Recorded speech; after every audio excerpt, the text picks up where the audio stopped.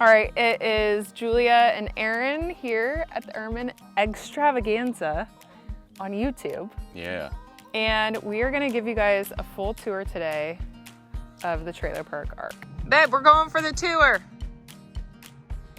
Hi. Hey, Aaron, why don't you show us the trailer park arc and all the details that you put into it? Yeah, it is almost finished. So that's a big deal. I'd say it's 95% done. And I'm allergic to cats, by the way, but this is our mouser. Her name is Cat. First name Kitty, last name Cat. Yep, and we've got so many chickens and so much feed here that we had a mouse problem. She showed up one day, and shortly thereafter, we've had no mice. Yeah. All right, babe, let's get going on the tour because, you know, these people want to see what is the trailer this park started arc? out as a manure wagon, an antique manure wagon, a John Deere running gear, and we'll throw some pictures in of what that looked like. So I stripped it down and started back from the beginning. I think it's about 8 feet wide and 16 feet long.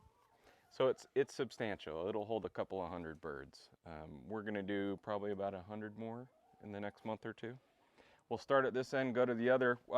Our lawnmower does pull it. It's a little hard on the belts, but this is ready to go for a tractor. There's a rhyme and a reason for everything on this. These eye bolts, they're on either side. We can actually, because it's just running gear, and this entire arc pulls up and off of the running gear, and this can become stationary, and then we can take the running gear out and do whatever with it. I don't know if I'll do that, but that's how I built it, and I actually put it on the gear that way. But this side is a clean out. Julia convinced me to put this in. This was just a solid wall before. But this is easy access to get in with a rake or whatever and clean out. I put 1-inch wire mesh all on the ground, on the floor, so that their manure just goes through. I'm done cleaning out coops. We've been doing that for years. I put a butyl tape, like joist tape, on all of the exposed wood just to help control rot. I think the chickens kind of like you. Oh, they love my voice. They know treats are coming. These birds are actually not used to sleeping in here yet. They still sleep in their old coop, but all the new birds will. There's roosting set up for about 100 birds.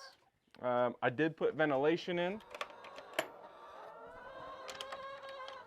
When it gets very hot here in the summer, that's one of the options. Screened off, allow ventilation. We're in East Tennessee, so it does get quite warm. Yes, indeed. But coming around this way, I recently installed gutters on both sides. I'll show you guys what that does. The roofing is just old used stuff. Thank you. You know who you are, who I got it from. I built a cupola on top that's actually functional, so that helps with ventilation as well. This item here is the whole reason this project started. I found a 12-bay nesting box for about 60 bucks, and if you know, a modern 4-bay will run you well over $100. And how many chickens do we have right now? That's a lot of eggs, one day. We have had predator issues, and we are down to about 15 birds. I mean, it's bad. It's bad. We've been losing one a week for months. All the we can talk about predator issues later. But this is old, just fencing wood. I put tar paper down essentially on the inside to block any drafting. And how did you design this? Just in your mind, or did you buy like a template? No, this is in my head. I'll put up pictures so that people can, if they want to do something similar, they can kind of go with that. Hooks for egg baskets. Trying to make everything easy. There's a wheel chalk that hangs over there, trying to make it easy. Show them the On this side, water. you'll notice that the gutter actually diverts into the arc. Which we've got another video on that we can link below. And there's a spigot, and a watering trough right there. So let me show you what that does.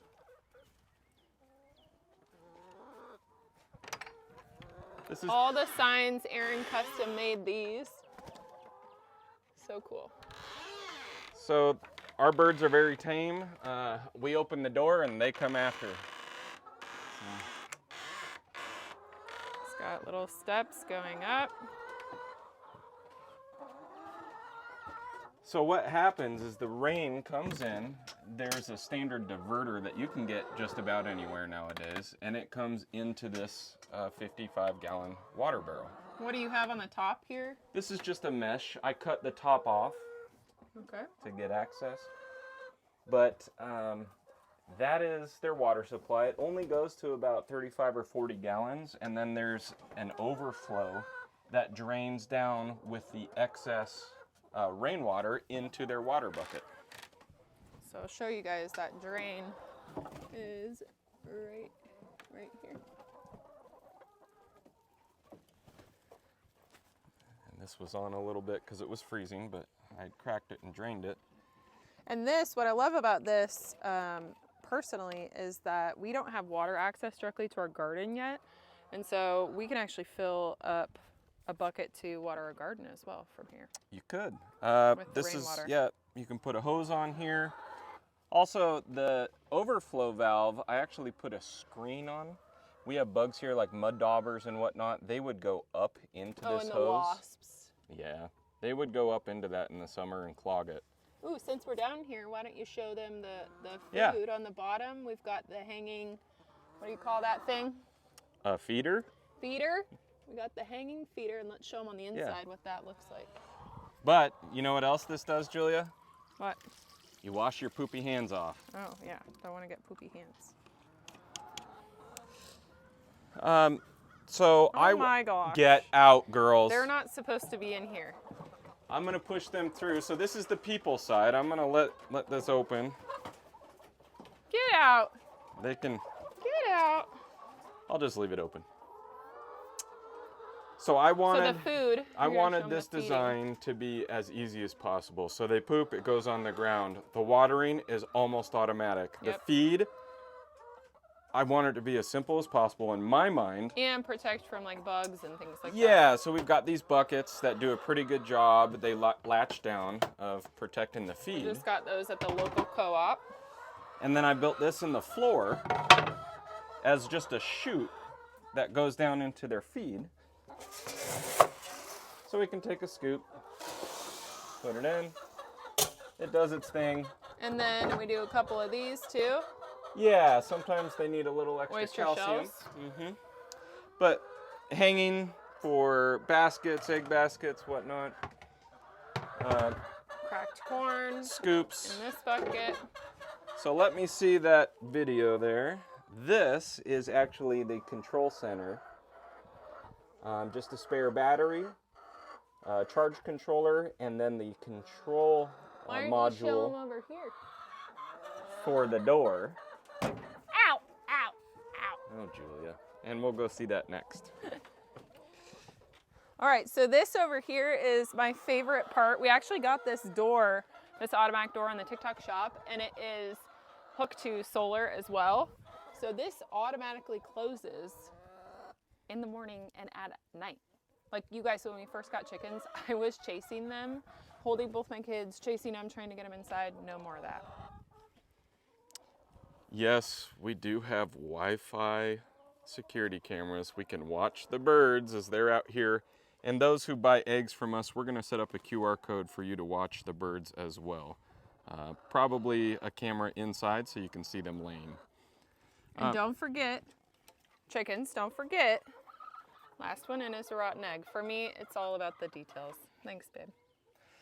So this, even just the design of this, a diversion for the door. This door actually does a defrost mode as well if it's freezing temperature.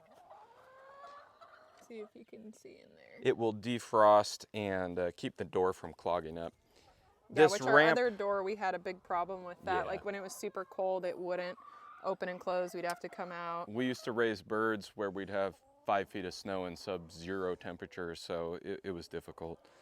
This ramp even, how I did sloping away slats, I've done horizontal forever. they pile up with poop and water and it rots. So this sheds it away. When we move the trailer, the ark,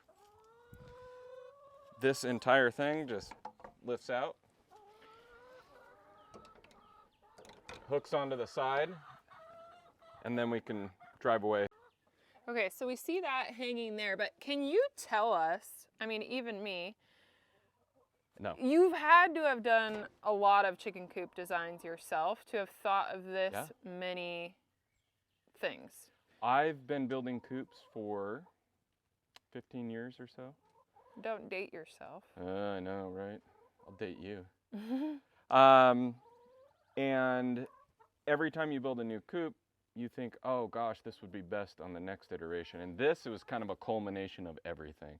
There's nothing else I'm going to change. The 5% that's not done is, this is a temporary, this is a broom handle. And what I do with the solar panels is He's got a broom handle. Yeah, I set them up so that no matter where we're at and we park this, you can rotate it to match the sun. Wow. Now this is just a poor fit. I'm hand whittling a wood one. Wow. And then we'll be done. And I asked Farmer Aaron, if we ever move, what are we going to do with the ark? And what did you tell me? It's coming with. Oh, okay. We're not moving.